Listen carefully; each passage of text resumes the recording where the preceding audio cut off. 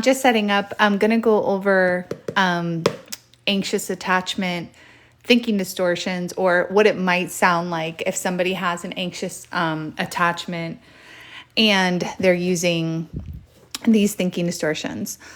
So I'm going to start right off at the top. Feel free to ask any questions. I haven't posted videos in a little while, so I'm just trying to jump back in and see what you guys want to know about. So I'm going to start with something that it's not basic. This is, can be complicated to understand, but this is one of the first things that I start implementing when I'm seeing a new client, especially when I see somebody that has signs of anxiety or insecurity. And so remember, insecurity is simply, I'm going to slide this over. When you have an insecure belief system, you're walking around the world feeling either unsafe, unlovable, or incapable, or a combination of these three things. And so when you're trying to have relationships, go to work, get things done, this belief system affects our ability to do that. And so because of our belief system, we develop these styles of thinking.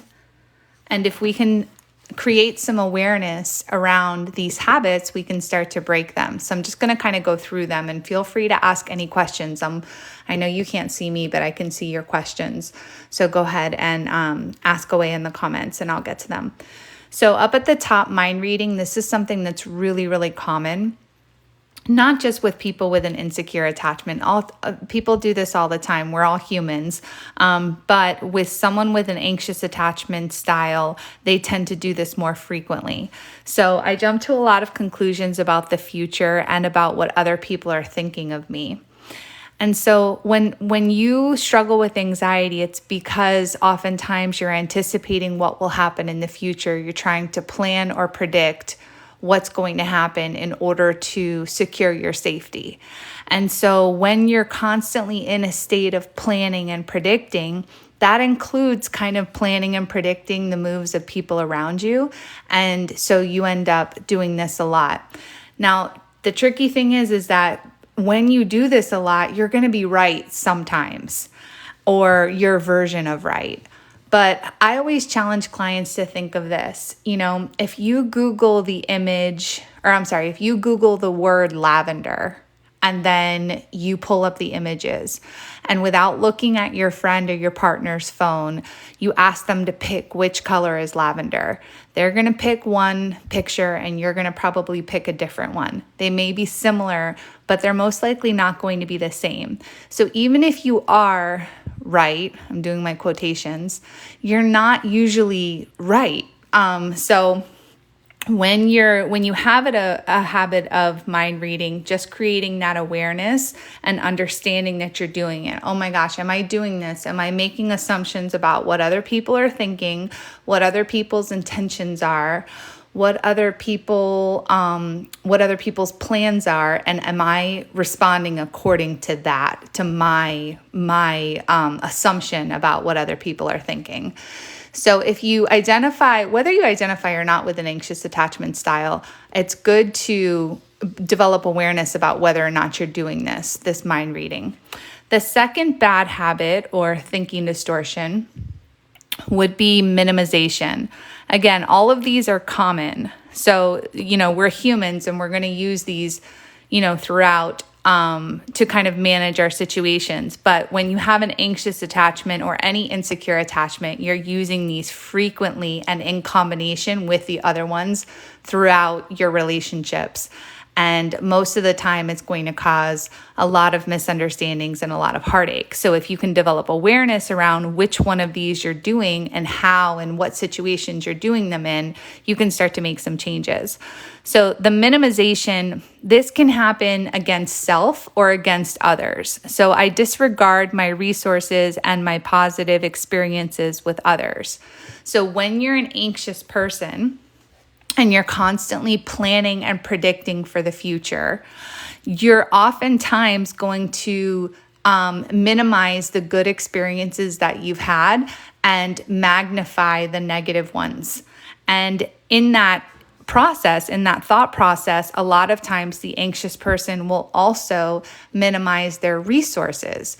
Resources meaning what they have at their disposal, their tools, what they can do to make their situation better or different. So an anxious person will often minimize that. And in therapy, we'll do a lot of work about showing the client how much they do that. So they'll do it just in everyday, situations. They'll have an expectation that their day should go a certain way. And then when it doesn't, they will, minimize their efforts, or they'll minimize their progress. They'll minimize their, their outcomes. So this is another bad habit that will leave you feeling anxious. So again, just developing awareness around it and noticing when you do it oftentimes will create the change.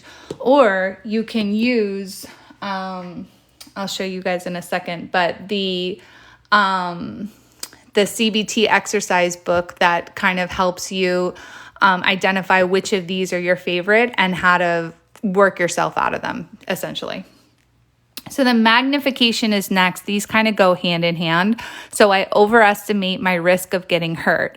So I just use that's it, we should break up as an example. So in relationships, this person will take a small, disagreement or a small argument, and they will magnify that and use that as evidence for why they shouldn't be in the relationship.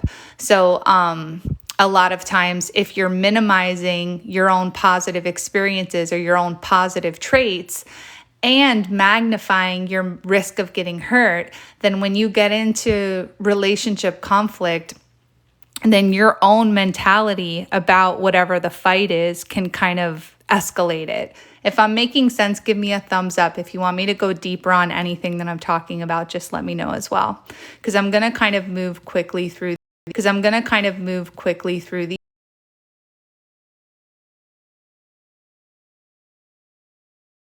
these around which of these you're using and which of these are kind of wreaking havoc in your life. So overgeneralization is another one that's pretty common. So I take a single event and I make a broad conclusion. So this will always be this way. So when something happens or you get into a fight with your partner, or if you are late for work, you make a generalization. This kind of stuff always happens to me. I'm always stuck in these kinds of situations. And when you do that, that breeds more anxiety because you are, again, where'd my other one go? You are kind of reinforcing the idea that you're not safe, you're not capable, or you're not lovable. Hold on, let me find that other one. That was a good one. Oh, here we go. So when you overgeneralize, so when you do this, this is a bad habit. This is something that a lot of people do. So if you do it, it doesn't mean that you have anxious attachment style, but a lot of people who have anxious attachment style do these things. So when you overgeneralize situations and you tell yourself this will always be this way, you are strengthening this belief. I am not safe. I am not lovable. I am not capable. And you're not allowing yourself to develop new beliefs with new experiences because you're only standing on these old negative experiences that support this. In order to strengthen these new beliefs, you have to identify and acknowledge the new experiences that are supporting this new belief. But a person who overgeneralizes doesn't allow new information in. So next up is labeling. This is when you assign people and experiences as good, bad, or, any other label as a shortcut. So this is in order to keep me safe. So anxious people are often not present. They're on the go. They're going. So they don't live in the moment. And so when they see one single behavior, it's easier for them to identify that as a group. Oh, that's a lazy person. That's an unsafe person. And so when you use this shortcut too often through life, you get into misunderstandings as well, because you can label yourself as well. Yes. So I am worthy, when you have that kind of belief system and you have experiences to support that I am worthy, then you often won't label yourself when you make a mistake. So like a worthy person is not going to label themselves as lazy because they laid on the couch and watched TV all afternoon. They're going to take that situation as that individual experience and say, I must have been tired that day. I must have, needed it that day, or they may not even think about it at all. But an anxious person is going to have that experience and they're going to label it as something. And we do this all the time. We'll do this to other people. They're a jerk if they've done something. So you're taking one experience or a small group of experiences and you're labeling either a person or that thing. And that's just limiting it's creating rigidity in your thinking. And when you're growing, especially if you're trying to heal from an anxious attachment style, you want to expand your thinking, because an anxious person has made their world really small because that's easier to control. And so if I can control this here, then I can keep myself safe because they don't believe that they're safe, lovable, or capable. So they're constantly doing things to ensure these things. So this actually, I'm glad I mentioned that, the world being small, because this leads to polarized thinking. So polarized thinking is basically, it's also called black and white thinking. It's rigid thinking. It's basically thinking there's one way to do things or one way to experience things, one way to interpret things. And they kind of think like, of course, everybody else thinks that.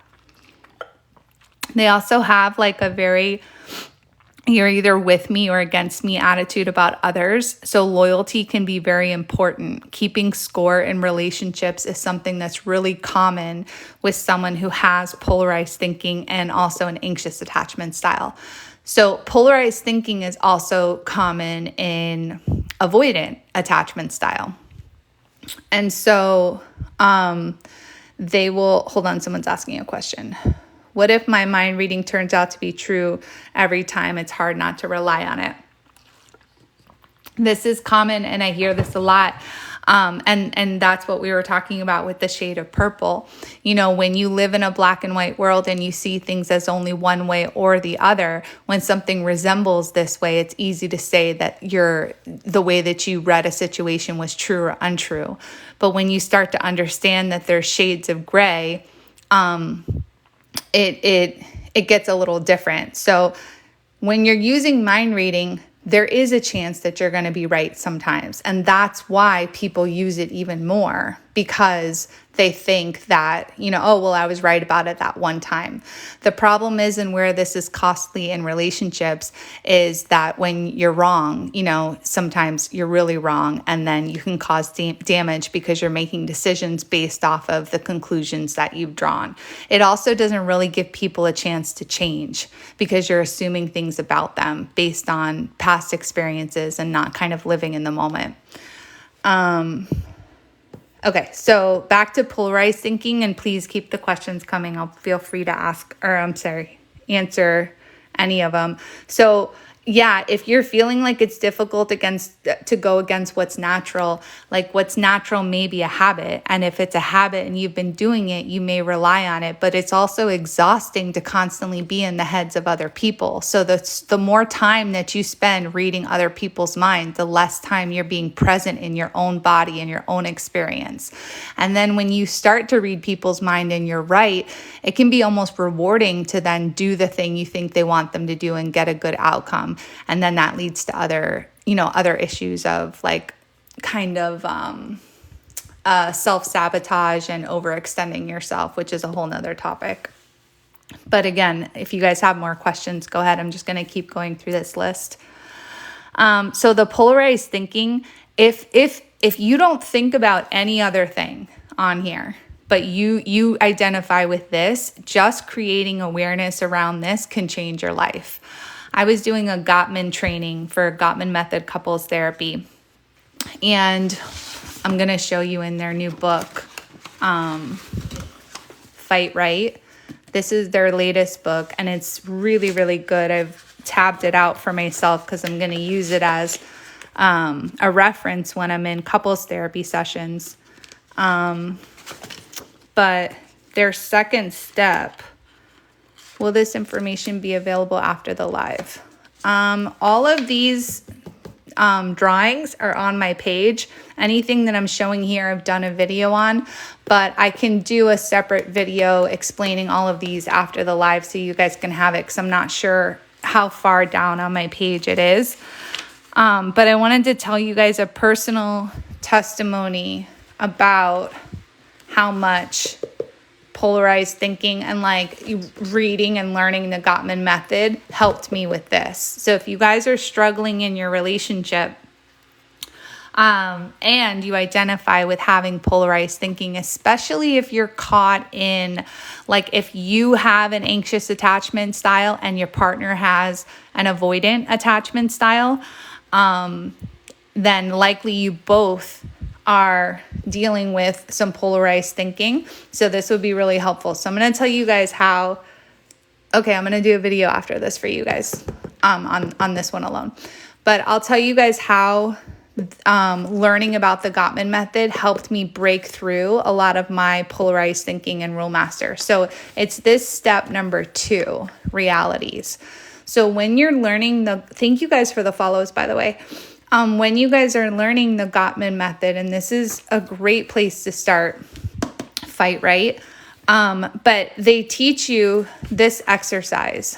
So processing past fights. So this exercise is when you've gotten into a fight and you need to talk about it. So this is a 5-step process made to talk about the fight without getting back into the fight. So this is a really, really great tool for couples to use. But even if you're not in a relationship, you can use parts of this exercise for conflict management in any relationship that you have with your boss, with anybody.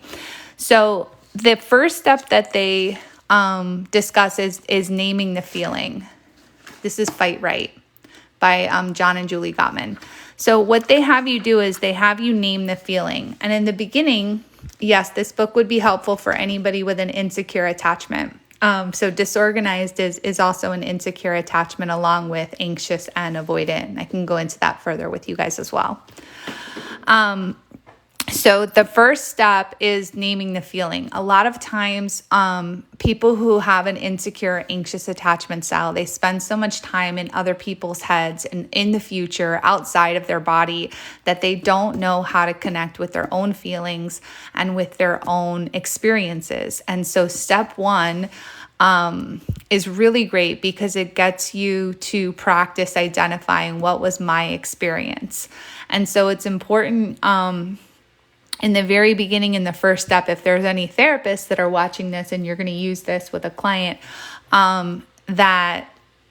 I'm talking, someone's asking, is this DBT? I'm hearing many similarities. So DBT was, someone came up with DBT after CBT. And so I'm trained in CBT and this is Gottman. So it's going to sound very familiar because they're all kind of talking about similar principles. So when you're identifying the first step, identifying the feelings, you're not going to tell your partner or tell the other person why you felt this way, because that can get you guys wrapped back up in the fight. This is for you. So you're practicing for yourself, identifying feelings and then expressing that. This is really helpful because it puts the focus on you and not on your partner. So it can be a little disarming if your partner is defensive. And so this second step, getting back to why I even started talking about this, was what helped me with this polarized thinking. So when in order to process a fight with your partner, you have to assume that all realities are valid.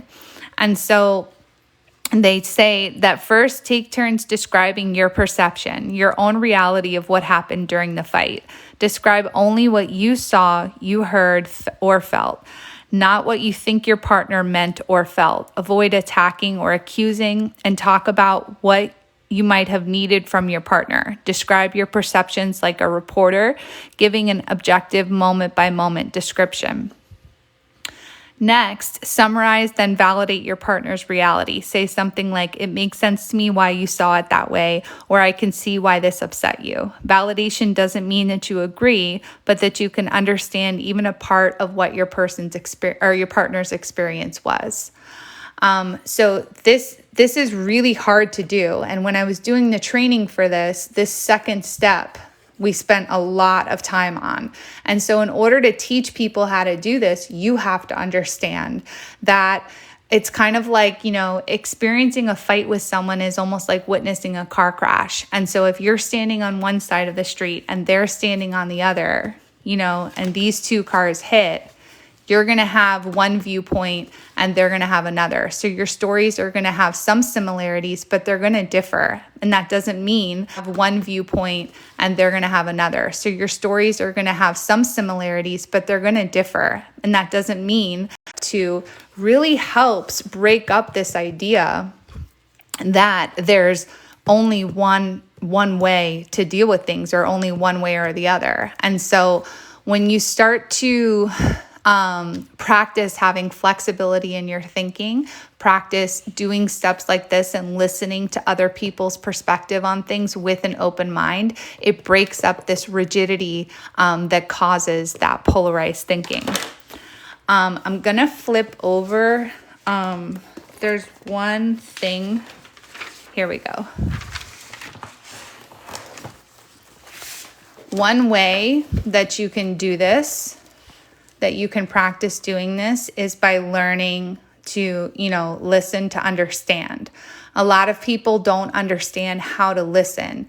They will be there present with the person and they're not talking, and they think that that's them listening, but they're not really taking in the information and they're not listening to understand. They may be listening just to wait their turn to respond. And so when you're learning how to listen, and then you're practicing and implementing this stuff, it'll make step 2 a lot easier. So when you learn how to listen, step 2 will become easier. When step 2 becomes easier, this goes away. Does that make sense? Okay, so when we learn this, it helps with this. Once we do this goes away. This polarized thinking no longer makes sense because you have enough experiences that show you that there are like a million different perspectives. So I'm going to go through this. So when you're listening to understand, that means you're open, you're curious, you're thinking in your mind, I really want to know why this person feels the way they do. You're not thinking in your mind, this person's an idiot, and if they just saw things my way, we wouldn't have this problem. Or I can't believe this person feels this way. If they could just see it this way. If you're thinking any of those thoughts, then you're not going to be able to listen to understand. You're going to listen just to rebut or debate what the other person is saying. And when you get into a debate, you disrupt your connection to whoever you're talking to, because now you guys are opponents on two separate sides. So this is my side and this is your side. And I'm going to tell you that my way of thinking is better and you should come over to my side. So when you do that, you lose connection. So we want to get you guys back on the same side of things. And on the same side of things, it's like, no, you have this way of thinking. I have this way of thinking. They can exist together. Yes, codependency does go hand in hand with anxious attachment, and I can talk more about that after. But all these words and things like that are all kind of like going to mesh together. They all kind of overlap. So when you have an anxious attachment style, you're often in fight or flight. So you're not going to be comfortable enough to listen to understand. So how do you start practicing doing that? Well, you have to learn to connect to your body. And so you can start asking yourself things like, what does it feel like in my body when I hear something about myself that doesn't feel true? So when a secure person where'd my other one go?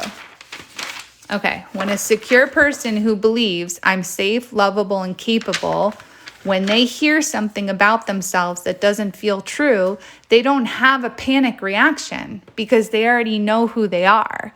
When somebody who's insecure hear something about themselves that doesn't feel true, they may have a panic-like reaction.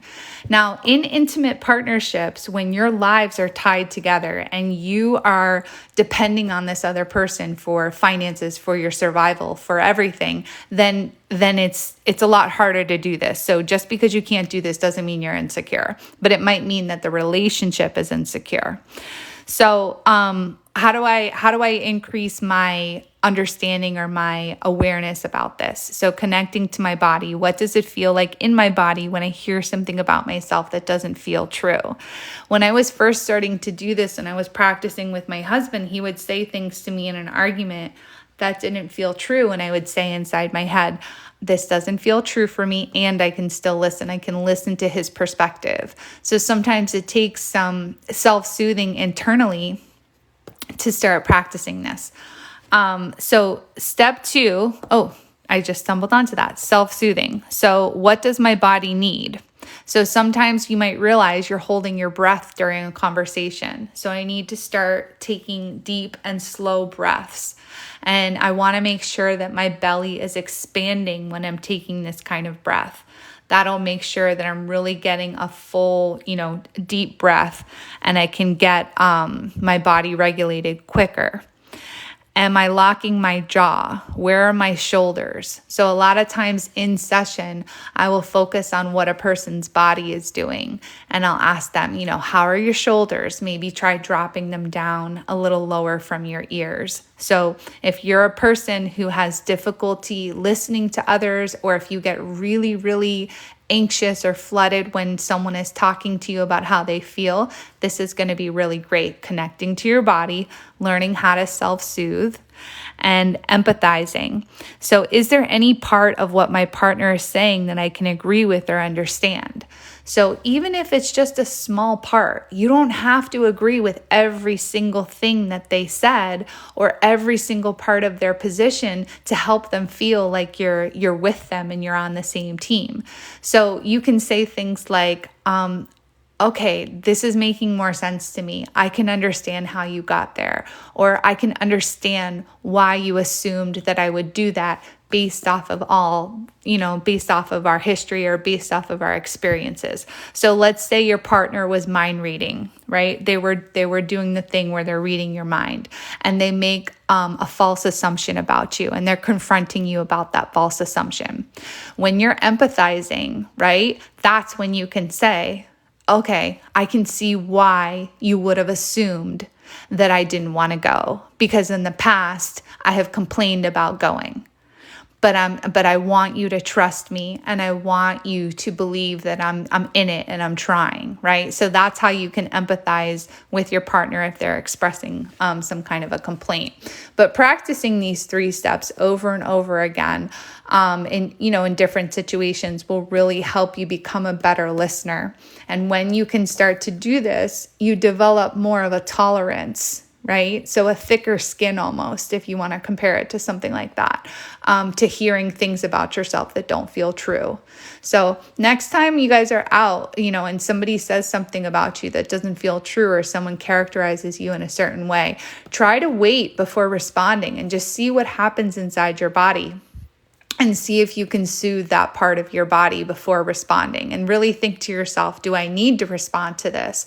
Do I need to correct this person? If this person came up to me and said 2 + 2 is 5, would I waste my time correcting them and telling them that it's really 4? Really thinking about, how much energy do I want to spend correcting other people's perception of me? It may be very important to you that you have a really, really good reputation and that people really know the truth about you. But if your reputation is high on your priorities, then you're going to spend these little notes down here. I'll just go over quickly. are little like don'ts. Okay. So don't wait to respond. When someone else is talking, they can tell if you're sitting there just, on the edge of your seat waiting to tell them why they're wrong. The energy is just different. And when you have an attitude of, I'm just waiting for my turn to talk, it makes the other person sometimes insecure, and then they can't fully express themselves. They might start talking faster, or they might start talking with more urgency to get their point out because they know that you're just waiting to respond. When this happens, you're upping the intensity of the conversation. And when we're trying to listen to understand, we want the intensity low so that we can both remain regulated and have an open mind about this information that you guys are trying to share. The second thing you don't want to do, these are don'ts. Don't formulate a response while the other person is talking. If you're already coming up with your comeback or what you're going to say back to them, you're not present and in the moment. And when you're not present, when you're not listening to them, and when you don't have an open mind, you can't listen to understand. You're not being curious. You're trying to beat them. You're trying to win. You're trying to convince them. So constantly checking in with yourself and saying, am I trying to understand them, or am I trying to change them? And if the answer is I'm trying to change them, then you got to go back and do these 3 steps again. Fact checking is huge. And this is also part of minimization. Okay, so you can use these thinking distortions kind of towards someone else, right? So if somebody says, you really hurt my feelings, you can use minimization like towards them. So you can say, it wasn't that bad. I didn't really say anything that other people haven't said to you. And so that's how minimization can be used, kind of as a weapon. So that's also part of fact checking. So you're minimizing their feelings by fact checking them. And what that means is if your partner says to you or someone says to you, you always hurt my feelings, right? And so this person is clearly flooded. The person who says you always hurt my feelings is making an overgeneralization, but then this person is responding by minimizing. I don't always hurt your feelings. Remember last time we had a conversation and I didn't hurt your feelings. Well, when you fact check them like that, you may be right, but you're missing the general point. And so when you're having an earnest conversation with somebody that you care about, you try and get the general point of what they're saying. And so if they say, we never go out to dinner, we go out to dinner all the time. We went out to dinner in January. Okay, but you get the point of what they're saying, right? So maybe they shouldn't say we never go out to dinner, but you kind of understand the point. So when you dismiss their whole point just because they got one thing wrong, it creates distance between them, and you're not listening to understand, you're listening to be right. When you're listening to be right, you are stuck in polarized thinking, where one person is right and one person is wrong. When you engage in this style of thinking, you end up in a transactional relationship. I do this for you, you do this for me. And that that transactional style ends up pitting people as opponents, and it kills your connection. People who have a transactional style relationship oftentimes have difficulty in intimacy, because then sex gets used as like currency. So we don't want this.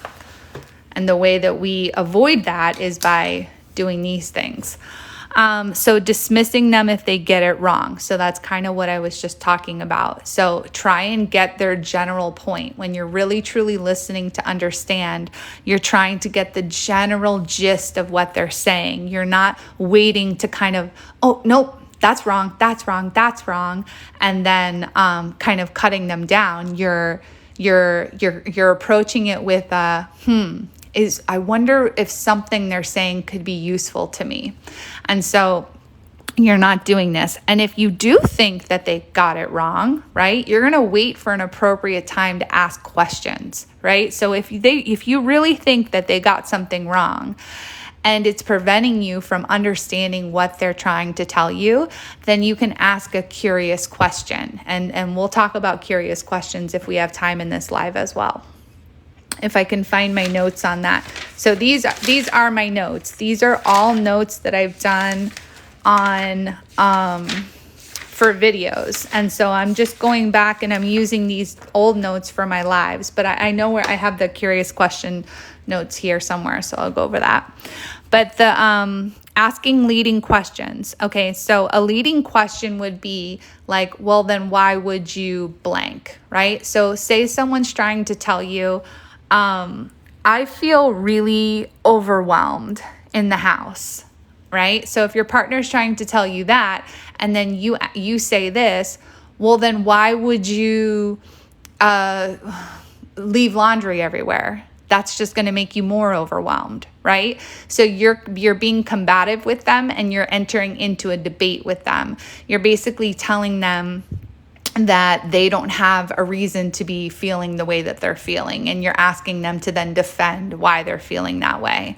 And when you do that, again, you're making them your opponent. So anything that you're doing in a conversation to put them on the other side of things is making them an opponent, and that's going to kill your connection. So you've got to stay together. And then the last one, lawyer in a cross-examination. So try and think of what a lawyer sounds like when they're cross-examining somebody. And if your style of questioning or your style of conversation sounds or feels anything like that, you guys got to back out, take a break, and try and reapproach the conversation with curiosity. Because this style of conversation using these is going to end up in an argument, or at the very least disrupting or like putting, the Gottmans call it, like when you have an argument like this, like putting a pebble in your shoe. So you guys are walking along on your path in this relationship, and every time you have an argument, it's another stone in your shoe that just makes things more uncomfortable as you're trying to go along. So back to this one, mental filtering. This one's like a little harder to explain to people, and I usually have to use several different examples from one person's specific life to help them understand how they do it. So I'll probably have to do a whole separate video on mental filtering, but this is how, I'm just giving an example of how an anxious person might use mental filtering. So if my core belief is that people will leave me, I only pay attention to evidence that supports this belief, and I ignore the efforts of others. And so the way that this could be used in a relationship, when two people get into a really, really, really bad place, right? This person might believe that they don't care about me, and this person might believe they're going to leave me, or whatever their core belief is about the relationship. So if this person thinks to themselves, they don't care about me, then they're going to use mental filtering, and they're going to reject or filter out efforts that this person makes to get closer to them, and they're only going to receive or filter in efforts that this person rejects them. And so when you're using mental filtering, you're only letting in information that supports what you already believe. So I already have this belief, and I'm going to stick with this belief. So I minimize or I push away information that would disprove my belief, and I gather in information that supports it. So people do this also with politics, or if they have very strong beliefs on certain cultural or social issues. When someone brings a different situation or point, they will dismiss it, or they'll dismiss the person. They might say, well, that came from this person, and that person's crazy, so I'm not going to believe what they say. So that's mental filtering, right? So you're not going to believe your beliefs are your beliefs, and you're going to stick with them. And so if you're going to believe till the day you die that this person does not love you, and it's likely because you don't love yourself, or that's a harsh way of saying it, but you don't believe internally that you're worthy of love. So if you don't believe that you're worthy of love, then you're not going to believe that this person loves you. And so you might use mental filtering to support this, even though, and this is like the weirdest part of it all, even though keeping this belief hurts you. So it's a really nasty habit. that we still end up doing even after we have the recognition that it's harmful. So the next is rule master. This is another one of my favorites. This is not, I don't, I say favorite because I used to use it a lot, but it is, it can be very, very harmful to relationships. And also, it keeps you in this anxious state. So the rule master says that I can be very critical and have very strict expectations of how things should be done. This keeps me safe because I can anticipate and control outcomes. So people who have rule master type mentality will think things like, why would they do that? Or like, they'll just be like so incredulous at another person's opinion or point of view. Or if someone makes a mistake, they just can't believe how they wouldn't see it, that way, or how they couldn't have avoided it. So this person can be super critical, and they do it to themselves too. So they have very, very specific rules about how they're going to govern their own behavior. So the rule master might think, I have to be perfect. If I don't get it right the first time, then it's not even worth it. Right? So that might be a rule that a perfectionist has. If I can't do it the right way, I'm not going to do it at all. So these people, it's so funny in the comments, you guys are saying things like Virgos, because it's so true that is characteristic, both of these things of a Virgo as well. Someone's asking, how do you fix this? This can be a long process, and all of these are kind of stacked on each other. I have a how do you fix this? I'm gonna find it because I have like a bunch of them. And these are just like my ideas, or not my personal ideas, like what I've studied and what's worked in therapy. But I'm gonna walk you through. No, that's not it. You guys give me a second. I need to organize all these so I can find them better. I'm going to actually finish going through, and then I'm going to find the notes that I have on what to do to heal from anxious attachment, because I also have it for avoidant attachment and for fearful avoidant, which is also called disorganized, or the, what do you call it? Disorganized, fearful. I think that's it. So, rule master we just did. Yes, I'm just telling the truth to excuse from over criticizing. That's very common too. So the next one after rule master is the personalization. So this one's really, really common. Even just human beings do this a lot. But I make a lot of assumptions about the intentions of others. So this is when you're making things about yourself. So someone walks by you and they don't say hello, and you take it personal, and it's because they're mad at you. That's a very basic example, but personalization goes so much deeper. It's when you center yourself. Personalization is actually pretty arrogant, in my opinion. Like when you really kind of get in the depths of your healing and you think about how many times you made situations about yourself that actually had nothing to do with you, it's pretty wild. So when you're doing this kind of work, it's really... it can be challenging to kind of, look in the mirror. Oh, I found the book. Hold on one second, guys. So this is the book that I have that helps you go through all of this. So this is called The Art of Mindful Thinking. And in the back of this book, it shows you all of the thinking distortions. So it gives you just a basic definition of, all the thinking distortions. I'll give you like a closer look. So it tells you what they all are. So mental filtering, only acknowledging evidence that supports what you already believe. How many people are doing that? How often have we done that? And then rule master, using critical or finite words like should, must, or ought. So imagine how many times this comes up for you, like even driving, like people should watch where they're going. People need to do this. Like you apply very, very critical rules to other people. So anyway, so this gives you the examples, or I'm sorry, the definitions of all of them. And then what you do is you take the situation that happened to you that maybe upset you or that you want to understand further. I just opened this. I'm just picking this one. So boss blamed me for something that wasn't my fault. So that's what happened to me.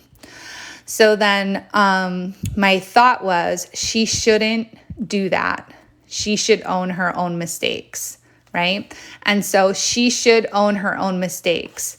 That sounds like the rule master. So it's when you think that your way of doing things, even if it's like the most common, when you use the rule master and you kind of like pigeonhole yourself in that way of doing things, it kind of sets you up to be upset about a lot of things.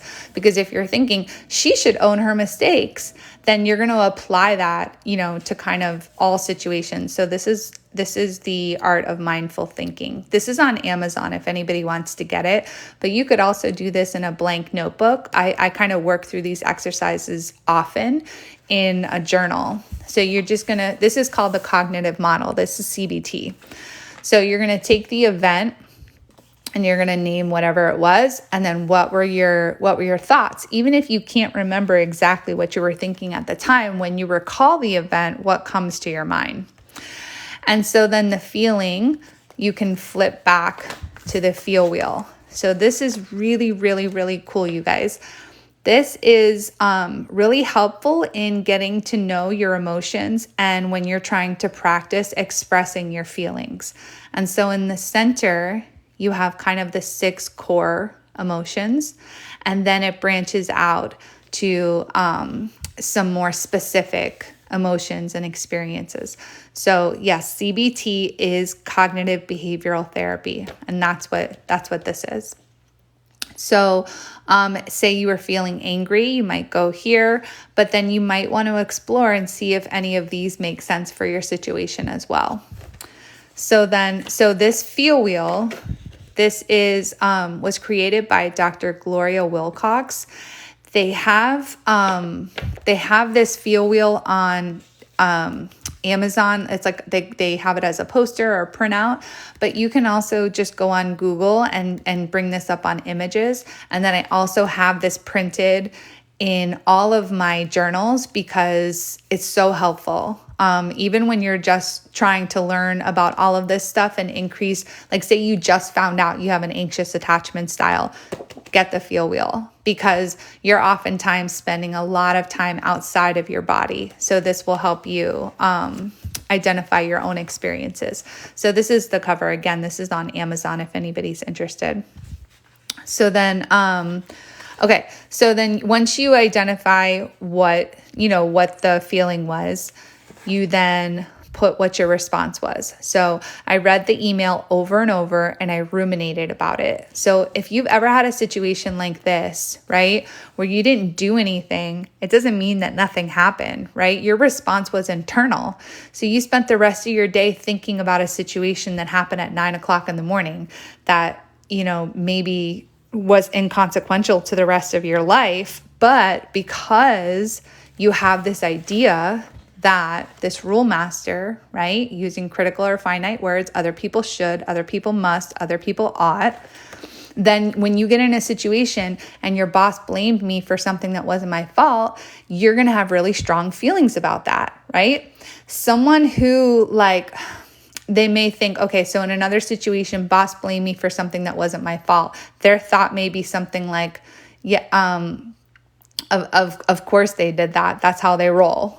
Right? And so they might be very accepting, right? So they might have a neutral response to something like that.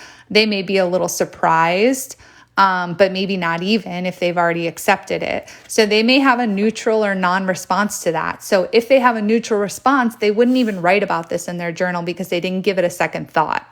Someone who has a very strict idea about how other people should or shouldn't treat you, will have a strong response. Someone saying maybe the boss doesn't like you and is trying to fire you, that, that could be it too, right? And so when you're reading the email over and over again, ruminating about it, let's actually just flip to the thought evaluation. So this thing here, so she shouldn't do that. She should own her own mistakes. So the point of this exercise is not really to, you're not trying to talk yourself out of this, right? So you're trying to understand and increase your awareness to how your responses to certain situations affect your behavior. And if you want different behavior, there's different things that you can do. So here it says, what makes me think this thought is true? So he says, I told her weeks ago we should do something and she ignored me, and now she's acting like I dropped the ball when it was really her. Is there any evidence this might not be true? The ethical thing to do would be to take responsibility and own her mistake, but I've never seen that done. So they start reviewing their history with this person. So in my history with this person, I've never seen them do that. So why would I expect them to do it now? So then if the thought is true, what resources do I have to support me? She shouldn't do this. Wait, she should, but she doesn't. So meaning she should own her own mistakes, but she doesn't. I don't have to deal with her often. I can ignore it since there are no consequences to me directly. So this is the part where you might, start exploring whether or not that behavior has any direct consequences to you. And if you determine that it doesn't have any direct consequences to you, then you end up with this balanced thought. I am trading my time for money, and that's all, right? So I'm giving them my time, and they're giving me, their money. Some of the things, the tasks that I might have to do may be more annoying or more difficult or more worrisome, but when you kind of break it down to this sentence, then the ruminating kind of stops, right? Because you're not going to sit there and ruminate over and over about what someone should or shouldn't do. And so that's just one example, but this journal is something that I've used to kind of demonstrate how to do this exercise. So all of these, actually most of these are made up, but some of these are my own actual experiences. Probably the ones that I've written more from are more personal experiences because I could add more to it. But did I go over? Okay, so that was personalization. I'm just going to go over the last one. The last one is emotional reasoning. And so this one says, this one is another really tricky one. I would say the hardest ones to understand would be emotional reasoning, mental filtering, and maybe these two are kind of the trickiest, in my opinion. So this one says that because of my past, I assume that if I'm feeling insecure, it's because they've done something wrong. So basically, when you're using emotional reasoning, you're saying that your feelings are facts. And so if I feel scared, that must mean that there's danger, when that's not actually true. People are, scared all the time, and there is no danger. And so when you use your feelings to, let me see where is it? Okay, this one, turning feelings into fact. I'm scared, therefore I must be in danger. So sometimes you are scared, but there is no danger. So emotional reasoning also says, I'm mad, so they deserve to be yelled at, right? And so they say, well, excuse me, like if you're like, oh, why'd you yell at that person? Or why were you rude to that person? Well, I was mad. That's emotional reasoning. That's basically saying that your feelings dictated what your actions were. I'm taking a little water break. If you guys have questions, go ahead, because I'm done with all the thinking distortions. And the next thing I was going to do was just go over the different attachment styles and like the path to healing. so that I could show you guys the notes on that. A lot of people, like, I feel really not bad. I don't really care, but CBT gets a bad rap sometimes. I don't know why, but CBT is taught in school, but when you go to school to become a therapist, they only do, like, I maybe only had one class on CBT, and it wasn't only on CBT, it was on CBT and a bunch of other things. So you spend like maybe a weekend learning about this, and then it's up to you as a therapist to go out and get an additional training on it. Some therapists unfortunately don't do that. And then, so they just use the basic stuff of what they learned about CBT in grad school, and then they try and apply it to their therapy cases, and it may not be effective, or may not work for, or in some cases has been harmful to some people.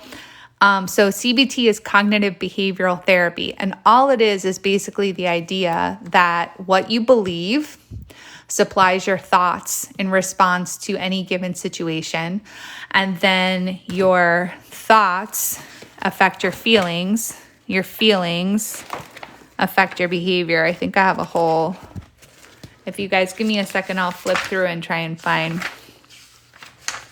And if there's anything that you see that you want me to stop on, let me know, but I'm going to try and find the explanation on CBT.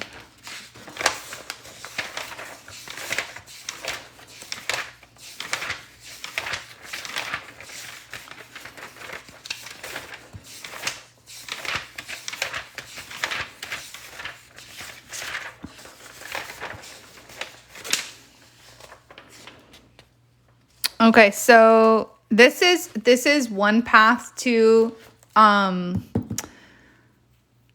secure attachment from, oh wait, I'm going to go back on these and I'm going to write down what you guys want me to go over, because truly I'm at a creative kind of, what do you call it? Like when you're stuck.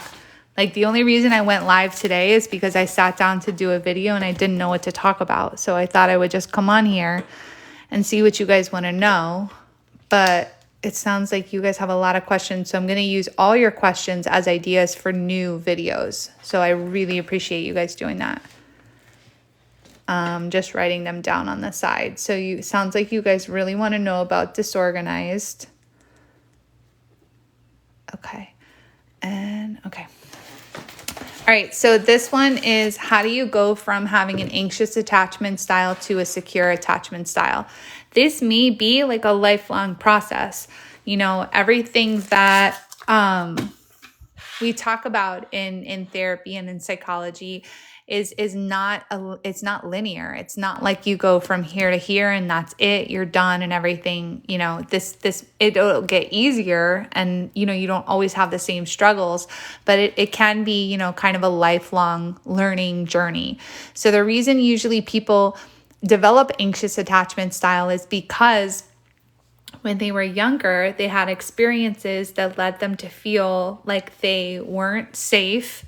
Either they weren't safe physically, or they weren't safe emotionally, they weren't loved, or they weren't capable. So if the experiences in their life weren't supporting this belief that they could do hard things, then they're going to develop an anxiety about that in adulthood. Okay, so when you have an anxious attachment style, you oftentimes have this belief that I am not lovable. So someone's saying a lifelong process. Oh my gosh. Hold on, let me go back to that. So I'll be secure by age 60. So the thing with this is that you may go in and out of security, you know, like, let me show you guys. I'm going to get to this, but let me show you the grid first. Okay. So like, let's say you're here, right? And you're anxious. You may like sometimes stray more over here or dip over into security. But then like certain things, like let's say as a child, you were really anxious and then you did some healing work, right? and then you kind of slide over into security. And so you're living in this space, right? You can name your feelings, you can name your triggers, you have healthy boundaries with others, you can regulate your nervous system. You have a trusting relationship with yourself, right? Let's say you're there, but then something happens. Like, let's say you get sick or you get into a toxic relationship or something happens, right? You may swing over to more towards the anxious side a little bit, but not maybe all the way down to the bottom, right? You may just hang up here a little bit and you may become a little bit more needy, a little bit more demanding, a little more controlling. But because these tools that you've learned, you're able to kind of pull yourself over to this side a little quicker. So that's what I mean by a lifelong process, because we're human beings and we're constantly kind of moving somewhere on this scale. So same for avoidant, right? So say your whole childhood, you were pretty avoidant, and then you started developing tools and you started developing ways to manage your anxiety and healthy conflict coping skills and things like that. You may slide over to secure, but then something happens, maybe you lose your job or something happens and you become a little more avoidant, and then you got to swing yourself back over to this side. So the fearful avoidant or the disorganized attachment, they swing between here and here, right? So their swing over to security is a little further, right? Because they either become avoidant or anxious, depending on usually what relationship they're in or based on the type of experience that they're having. And I can talk more about that, but I want to just cover this really quick and then I'll go back to that one if you guys need. So, okay. So if their core belief is I'm not lovable. So they believe people will leave me, I will end up alone, I'm not enough, or they fluctuate between this I'm not enough or I'm too much kind of belief. So they go back and forth. And they have a lot of fears about this, about how others perceive them. So because I'm not lovable, right? Because this is true, then I must be able to predict people and outcomes in order to prepare for possible abandonment. So this is a control issue. So if they're going to leave me, I need to be prepared for that, or I have to try and prevent it. And so how do we get out of this mindset? So the first step would be to educate yourself. And so once you learn that you identify with this, would be to educate yourself about what it is and how it applies to you. Because again, we're such unique individuals that how it shows up in one person is not going to show up the same way in another person. So just remembering that. So you have to learn about your patterns, right? So how is this showing up in my life specifically? And that's where something like this comes in handy, because I can show you, all these examples, but your examples are going to look differently. So how does this show up in my life? So if you're filling out this journal and you notice that in three different scenarios across three different things, you have, let's say, like a situation with yourself, a situation with your partner, and a situation with your boss, and you use mental filtering in all of them, then that's probably a you problem. And so I need to work on, mental filtering or mind reading. And how do you work on it? It's just increasing awareness to it. These exercises help because this expands your thinking and it increases like your flexibility.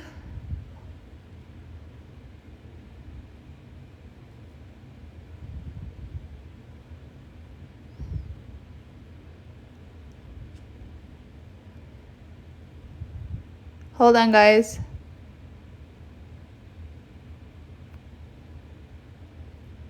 Sorry, it said I wasn't doing anything, so it tried to take my live off, but I'm here. Okay, so learning about your patterns and how the patterns show up in your world and in you specifically. So keeping a journal is really good for that. It doesn't have to be this one. It can be anyone. This one's on Amazon and it has all the prompts for you. But these are super simple prompts. So you could also do this in a blank journal. And if you don't like this, say you want to do it in your iPad or something, the format is, I have this available for download. So it tells you like what all the prompts are and stuff. So the thinking distortions, attachment style, and stress response are the three things that I would learn the most about if you're just getting into this journey. So what thinking distortions do I use a lot? What's my attachment style? And what's my common stress response? So we have fight, flight, freeze, or fawn. So what's the one that, how do those look like? What do those look like on me? And so really kind of learning about yourself. I have another journal that helps you with this process. And I'm going to do a whole nother series, but it's like basically, I take these, it's like, how do you call it? It's like image journaling, like almost like a vision board. So I use these images and to kind of represent all these different things. I'm not explaining it very well. I have to give you a visual to show you, but I can't find the book right now. More on that in a second. So the second thing, so in the first step, you're going to educate yourself. So you find out you have an anxious attachment style. How do I become secure? Well, I'm going to educate myself and I'm going to learn about these things. This is more of like the top brain stuff, right? So you're going to educate yourself. The second step, you're going to process. So you may have to go back and process some of the things that led you to develop this belief. So you may have to validate your old experiences and heal old wounds. Now, how do you do that? Most of the time, people do it through therapy. I think that's the most effective way, but I'm a therapist, so of course I'm going to say that. But some people do it spiritually. They do it through a Bible study or through, their walk with God or in some religious setting, or they do it through yoga or a lot of different ways. They do it through journaling or they do it through nature. So you can, go hiking and process that way.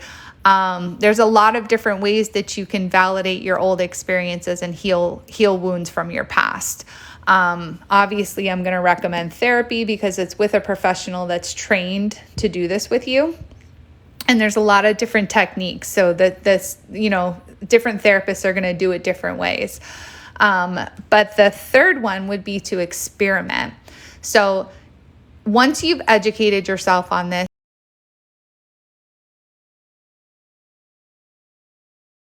you developed as a result of some of these early childhood experiences, you've processed and validated why that happened to you or why you developed the way that you did.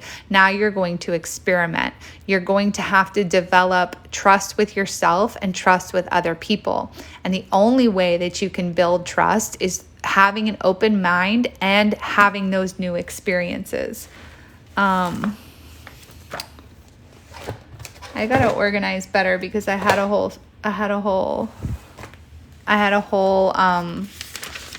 note section on building trust. Oh, building trust. Okay, so this is building trust in relationships, but it works the same way with people. So you have these different experiences that act as support for the new belief. And so when you're trying to build trust with yourself, you've been standing on old experiences that tell you that you're not lovable. So these are old experiences, often from childhood, and you are minimizing your new experiences. So you have to start looking for the ways in which those things aren't happening, right? And so you do that through creating healthy boundaries with other people, holding yourself accountable and other people accountable by being vulnerable and present in your relationships, communicating and having healthy conflict management. And so when you experiment doing all of these things, you build trust with yourself. So whereas before you may not trust yourself to keep yourself safe because you've allowed people to hurt you in the past. Well, by setting healthy boundaries, you then build that trust. Okay, I'm going to take care of myself. I'm going to say no when I really mean no. And so when you have enough experiences, or you start to develop a lot of experiences that tell you that you can do these things, you start to naturally believe, I am enough. It's okay to be myself. It's okay to make mistakes. And you only develop this belief by experimenting. Okay, so I made this mistake. I stayed in my body. I processed what that felt like. I gave myself grace. And when I was able to do that, I entered into this calmer space that allowed me to access my resources, and I came up with a solution. That builds trust with myself, that even when I do make mistakes or when I do go down the wrong path, I can correct. So when you do that over and over and over again, this gets stronger, right? You start to develop this I am enough belief even stronger and stronger and stronger. I'm going to leave this for a second. You guys can read that if you have any questions. And I'm just going to go back through and start writing down some of the other questions that I missed, because I want to be able to make some new videos. Somebody is asking, what's the name of this book? So the two books that I talked about on this live are Fight Right. This is by John and Julie Gottman. And they are amazing. They're relationship experts, and they talk about how to, basically turn conflict into connection. And then this one, The Art of Mindful Thinking. This is a CBT thought journal. This is the same exercise repeated throughout the book. This is on purpose. So the design is for you to complete this over and over and over again so that you can see the pattern in your thinking. That creates awareness around it, and then you can start making changes to some of those bad habits. But I was looking for something else. Does anybody remember what I was looking for? Because I don't.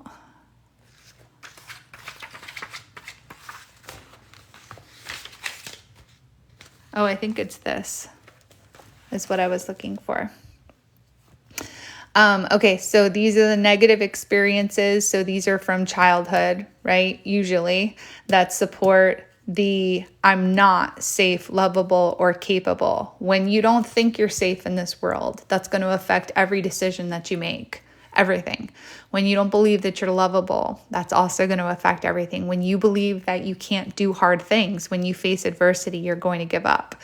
So when you're trying to develop new beliefs, even if they're just the opposite of this, I am safe, I am lovable, I am capable, right? You're going to take these new experiences. They might actually be the same experience, but just filtered a different way. So if you have like car broke down, right? And you put that here as one of your experiences. See, my car broke down. I'm not safe. I'm not even able to keep a running car. My life is always going to be this way. No one's ever going to love me if I can't even have a functioning car, right? Your new belief might be that same experience, right? My car broke down and I got it fixed, or I got it repaired, right? And so I am safe. I do have resources. Even when negative things happen to me, I have a strong mind that will help me come up with solutions. I am capable, when hard or stressful things happen, I can, come up with solutions. I can get through adversity. And that, makes me feel lovable to myself because, I'm keeping myself safe. BPD with it.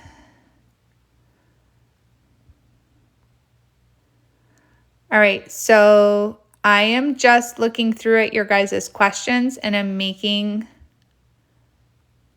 so someone's asking about histrionic personality disorder. I'm just going to make like a little list of the things that you guys are saying.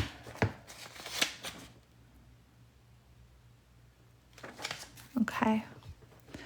I'm going to be getting off the live here soon. So if you guys have any last minute questions or want any new videos, just let me know. I've got a little list. So someone's talking about, NPD versus avoidant. Okay, so a lot of people who have narcissistic personality disorder are also avoidant, but not all people who have avoidant attachment style are narcissists. And that's true for a lot of things in therapy. Things overlap in that way. Okay, someone's asking if I have a YouTube to share my lives. I do. It's called Journal with Julie. And I need to start marketing that more so you guys can see it. But I haven't been diligent about sharing all my lives because I haven't been going live that much. I moved and I had a lot of things going on in my personal life that kind of like prevented me from doing videos for a little while.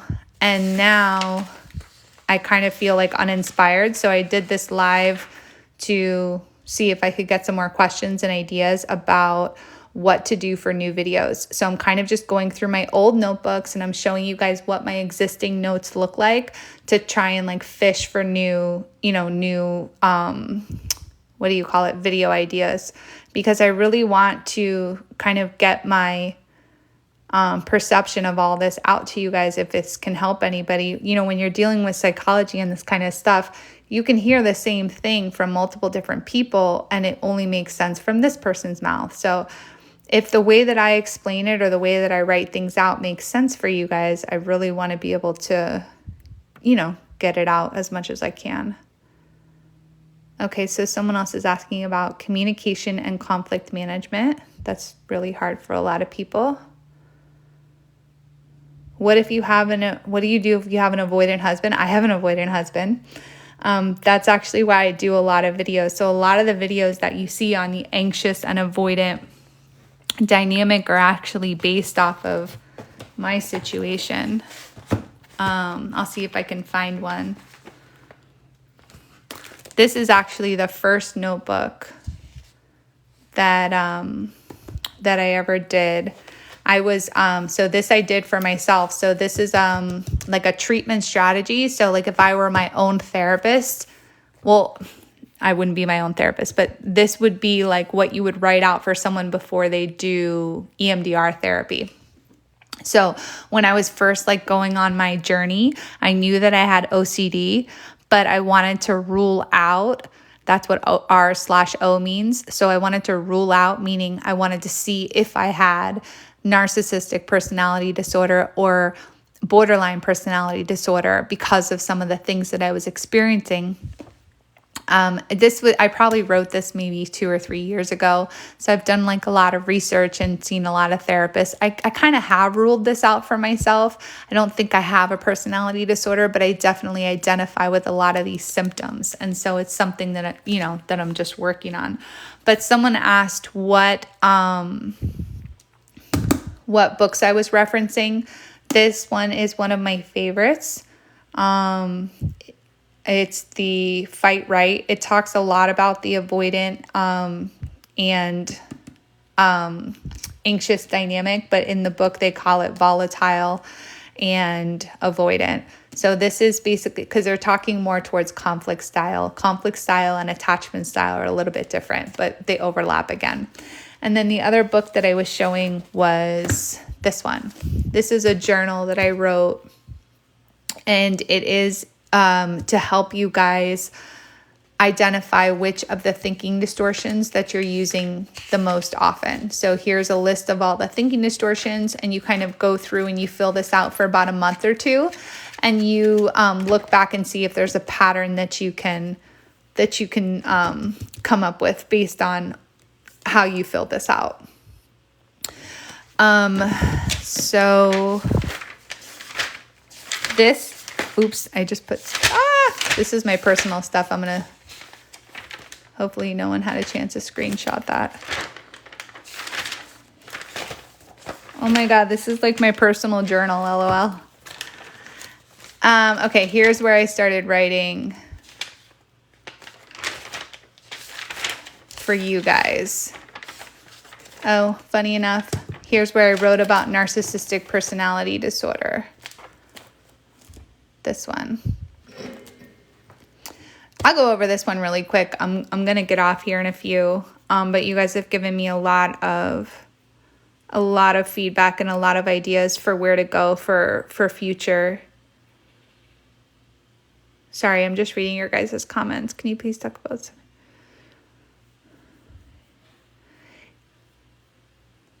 Okay, how do you know if it's avoidant or narcissism? So again, like most narcissists have an avoidant attachment style, but not all people have an avoidant attachment style also have NPD. Someone was asking the page next to it. This is a path to healing. This is kind of what I do in therapy. So this is like the things that I teach, like kind of like my method and how I use all these different tools and these different theories to help somebody. So like when someone first comes to me, the first thing I want to do is start talking about nervous system regulation. Because if they can't regulate their own body, they're not going to be able to work. They're not going to be able to do the kind of work in therapy. So I want to really, really start there. And most of this stuff overlaps, but you want to teach them breathing exercises. Some of the things that I like are heart-focused breathing. Physical. You're going to suggest that they get a physical or a checkup to see if there's anything going on in their blood work that might be affecting their mental health symptoms. So when you first meet somebody, you always want to ask about those things and making sure that that their physical health is being monitored, or there's not some other cause for why they're feeling anxious or feeling the way that they are. Unfortunately, sometimes when people do go to get a physical or get a checkup, they're told that it's just anxiety or whatever. But blood work if needed, and also to understand stress responses and identify triggers. So this is like one of the first steps I'm going to do with a client, is make sure that I'm going through this kind of checklist and making sure that I cover all these things in the beginning.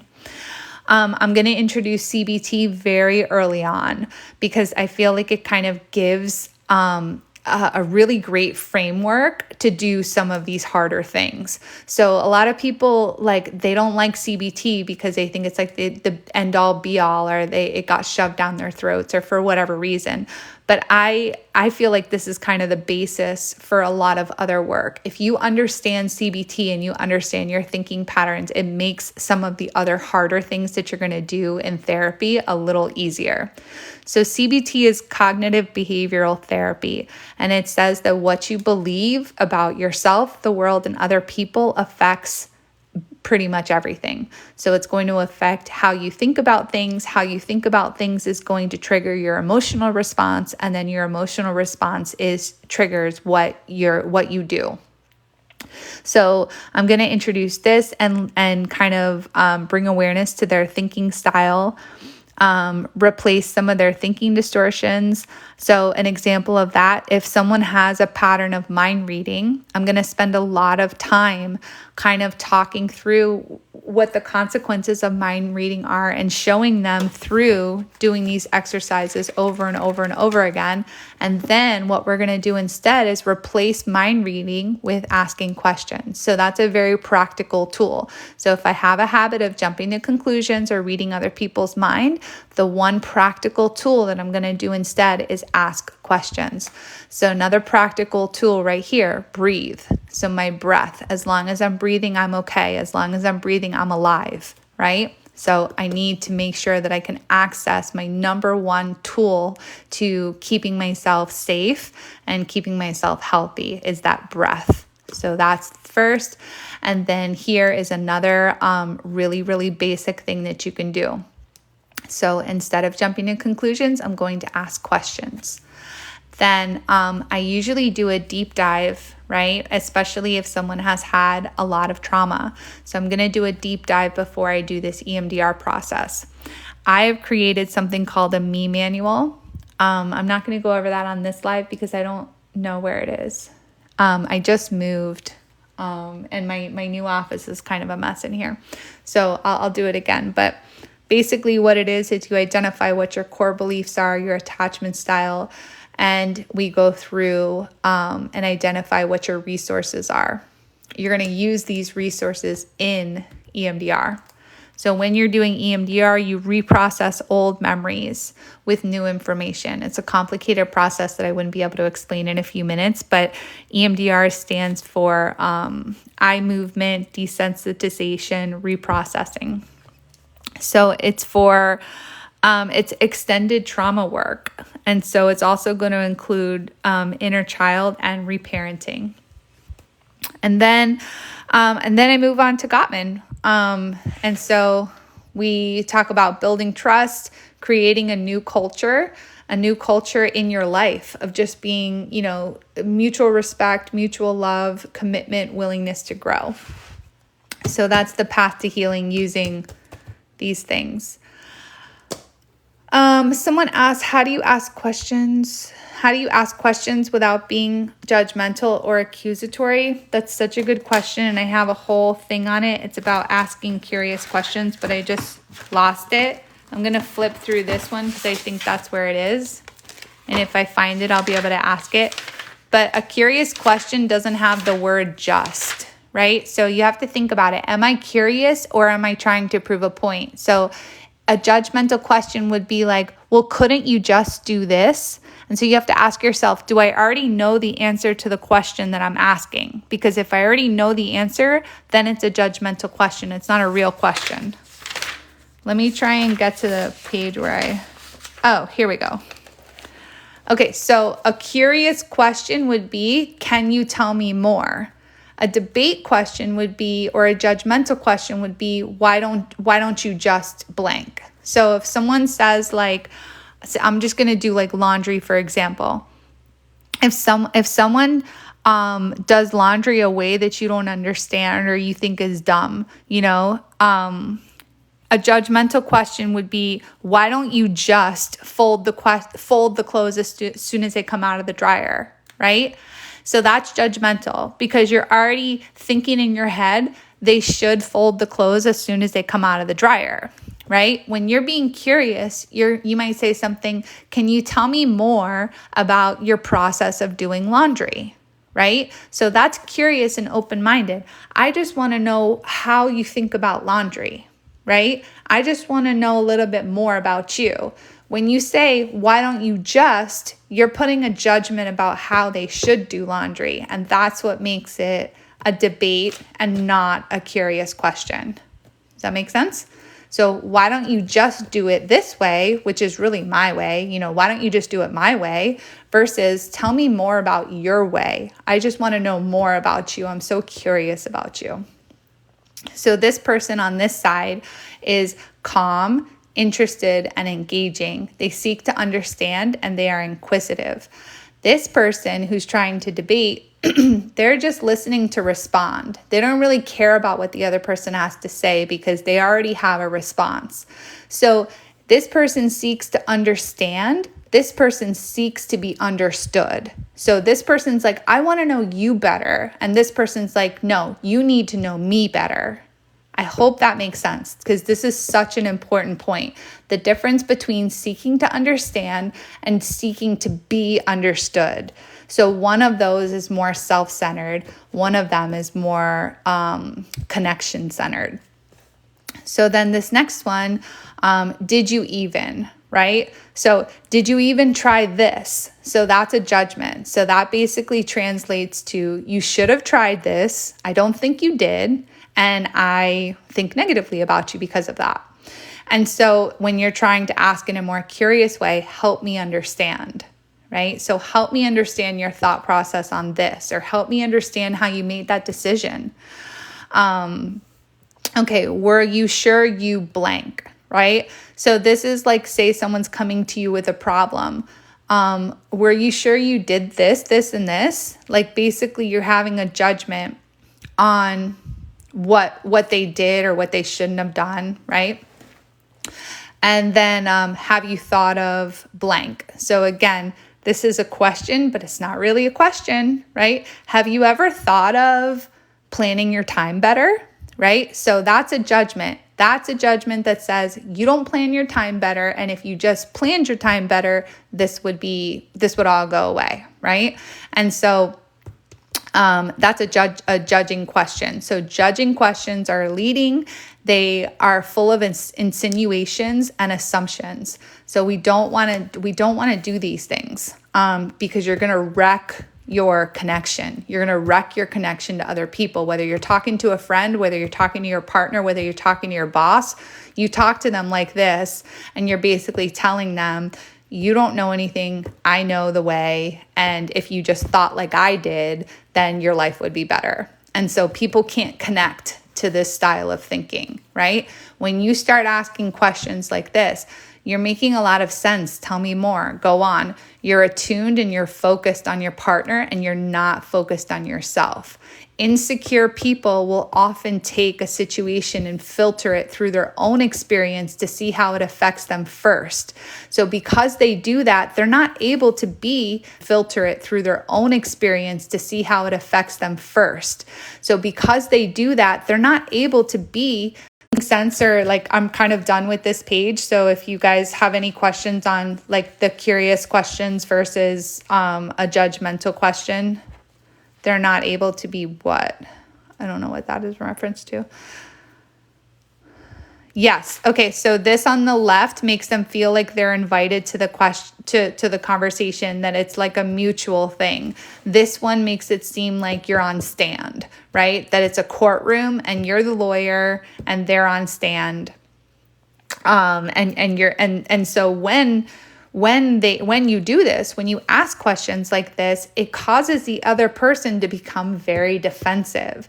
And so when a person becomes defensive, everything comes up. The urgency of the conversation gets increased. And once the urgency of the conversation, because now this person feels like they have to defend their position. So what happens when you have to defend your position? You start getting really passionate, and that just adds a lot more energy to the conversation. Whereas this one brings it down. It makes it safer for both people. Okay, so someone says, I don't think I've ever had anybody talk to me this way. And this is why I feel like, TikTok is amazing, because we can have these kinds of conversations and maybe no one ever did. And I feel like, a lot of times there's not a lot of space in our society to speak this way.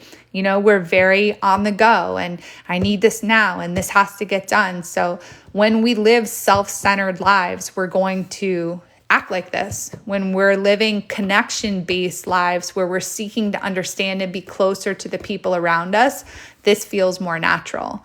When we're living very self-centered, me, and listen, when you're living self-centered, this is when you're in fight or flight. Because when you're in fight or flight, you're literally fighting for your life. Your nervous system is not regulated. And so your point of view is crucial, it feels essential to your survival. So this comes with a lot of high energy, high intensity, high urgency that makes it difficult to have a connecting conversation, especially with the person that you love.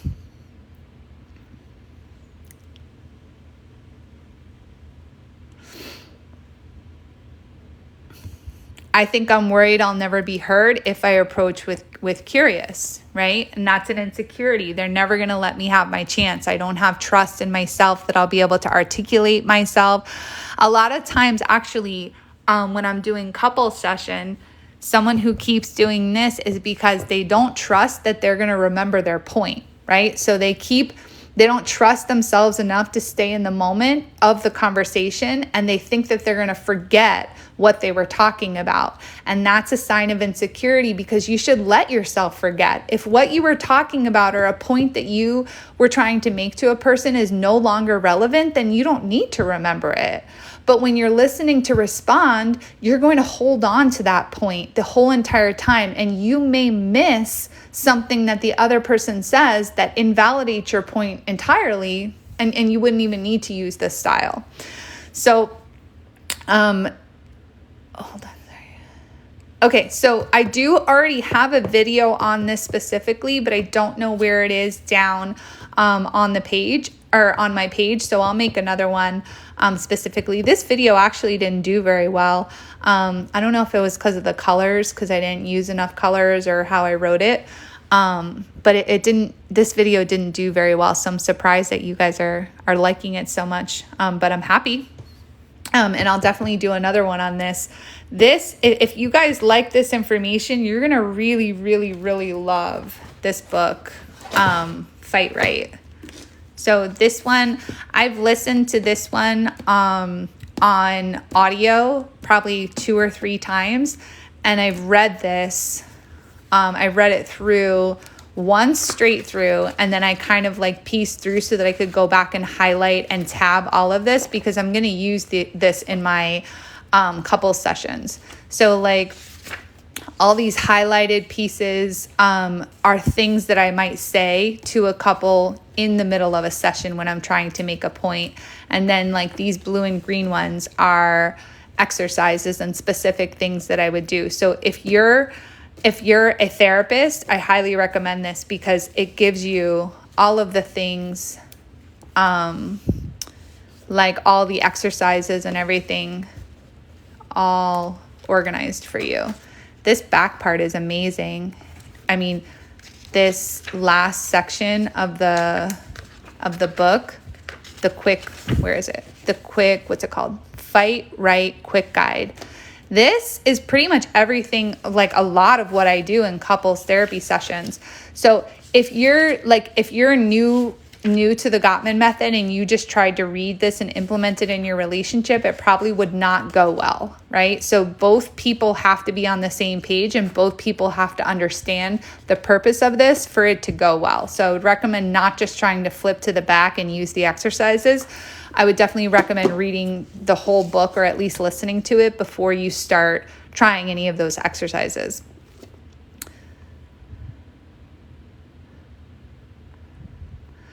Okay, so I hear you guys saying you definitely want more videos on communication and conflict solving, intimacy, partner with OCD, like aversion to saliva or something else.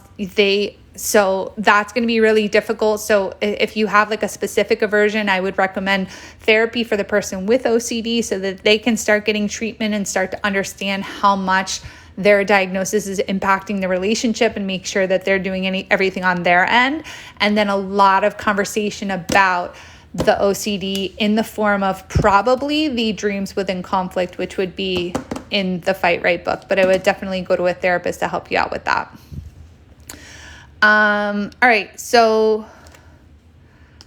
I've been doing TikTok for, I think I started in 2021. I used to post every day, but I'm only posting recently, like maybe once a week, just because things have just gotten crazy in my life. But I'm trying to get back and do this for you guys, because I really love it. I only meant to stay on here for a half an hour, and I ended up staying an hour and a half. So I really love doing this with you guys.